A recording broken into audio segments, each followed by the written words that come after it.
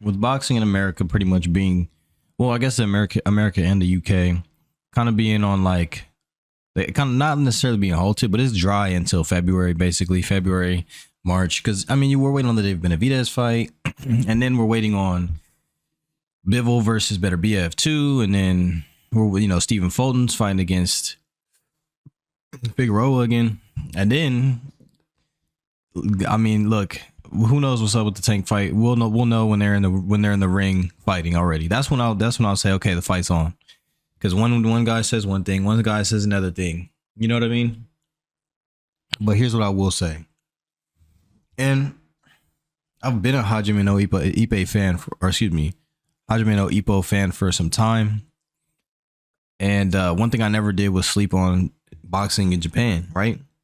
Now we're all long awaiting. We got Inoue.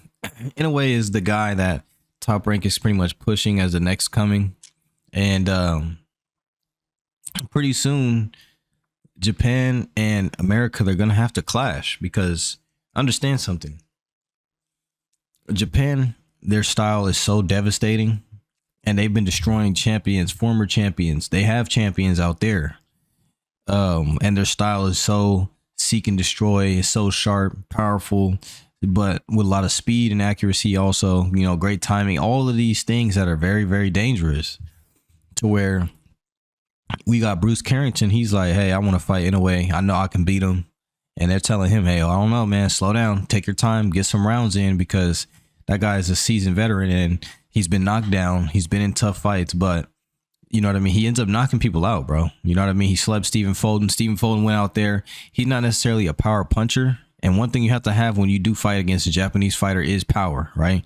You've had people who are mid-level at 135, like Nakatani, right? Not Junto Nakatani, but I forget his first name. The other Nakatani, the tall Nakatani that fought Teofimo Lopez, right? Gave him a run for his money. It was a good fight, but Nakatani just could not get it done, right? But with the Junto Nakatani uprising, he fought against one of the Maloney twins and cooked him, slept him, damn near knockout of the year. And then you got this dude named Jin Sasaki, who was asked about Jaron Ennis because he's at 147. I think his record is 18-0 with 17 knockouts or 19-0 with 17 knockouts. You know what I mean? He's devastating. And I'm seeing these Japanese fighters develop their style, getting more recognition. They're getting a lot of exposure especially through Top Rank. Top Rank has Japan pretty much on lock. You know what I mean? The UK and most of Eastern Europe is pretty much rocking with Matchroom in the zone. And Top Rank, I mean, they got the Japanese region on lock, and they've even had some American fighters go out there and fight them. You know what I mean? And they've been able to show and prove. They keep asking in a way to come to Japan to come to the United States, compete in the United States and, all of this stuff. But here's what I will say. Do not sleep on the Japanese boxers. Do not sleep on them. Jin Sasaki, he said that he felt as though he may be able to knock out Jaron Ennis. Like I said, he's a knockout puncher, but, all of the elite Japanese fighters are, but they're also very quick. You know what I mean? And they're very accurate, very sharp. And their records, they have a lot of knockouts. Now, one thing people say is these guys have never really fought anybody. But again, these guys, they're fighting former champions and champions. They have belts. They're competing at the highest level. And the thing that's interesting is Jin Sasaki is actually the number one contender for Jaron Ennis's belt. So that's why they asked him about Jaron Ennis. And what he said was that he felt he could sleep Jaron Ennis if they fought, right? I think that their style and the type of pressure that they apply is just so strange because you got a guy who's trying to kind of walk you down, but he has that in and out bounce and explosiveness to where it's hard to time him. But then when they get their hands on you, bro, they keep punching. They don't stop punching. And even if you catch them, even if you catch them, right, you're still at risk because I mean, I'm telling you, bro, they just don't stop coming forward. You got to put them to sleep or survive. And their style is very interesting. They create a lot of interesting angles, set up a lot of interesting punches. I think that with Japanese fighters on the rise and the region kind of on the rise. If Jin Sasaki versus Duran in this fight could be made at 147, because Duran, he was elevated to become a champion, and he has a bit of a chip on his shoulder as far as people taking him seriously as a real champion. So that means he's gonna have to defend his belt some more. He's waiting to unify, right? That's what he said. That's why he didn't fight Virgil Ortiz at 154. That's why he's like, I'm not worried about TO right now because I'm trying to unify or fight. I'm trying to fight for other belts. Well, if that's the case, in the meantime, you're gonna have to defend your belt. And there have been some duds coming out of Japan, right? Like, not necessarily duds, but they just fought fighters that were more special, right? Like Yoshino got beat up by Shakur Stevenson. Matter of fact, he got stopped. And then Nakatani, he couldn't beat Teofimo Lopez. But with Sasaki on the rise, Junto Nakatani he's actually an anime character. The way he fights is ridiculous. You know what I mean? And then obviously now you're in a way being the OG. And probably if I had to guess, either the most dangerous out of the three. I think truthfully, I think that Junto might be the most dangerous, but on paper, if you just look at how, honestly, if you just look at how he fights in a way, how sharp he is and everything like that, he might be he's probably the most dangerous out of the three. People are sleeping on the Japanese boxers and not really giving them any credit.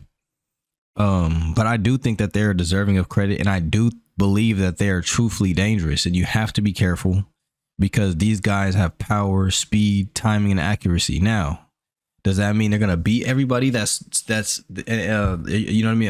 They're gonna beat everybody when they come to America? No, I think that they're still gonna have a lot of trouble, especially against the American black fighters that can really punch, right? So we'll just have to see how that turns out, how that looks. When they finally do come to the United States and start trying to state their claim, but don't sleep on them because they're extremely dangerous. And with this Jin Sasaki situation where they asked him like if he would fight Jaron Ennis, and he was like, man, I think I'd knock him out if they really do fight. And it's rare that boxing has straight direct parity like that to where, hey, he's number one, so that's UFC. That's how the UFC works. And that's what I envy. If you're the number one contender, you're gonna fight for a belt, bro. You know what I mean?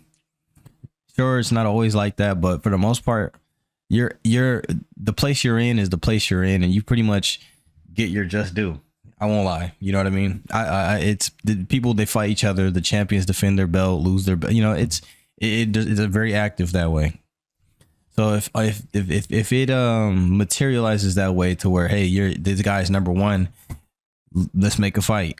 And he fights this dude, I'm interested to see if, you know what I mean, if he's really gonna be able to hang with Jaron, or if Jaron is gonna sock him out, because people are talking reckless about Jaron in this right now, undeservedly so. He didn't look the best in his last fight, but the dude he was fighting was very, very good.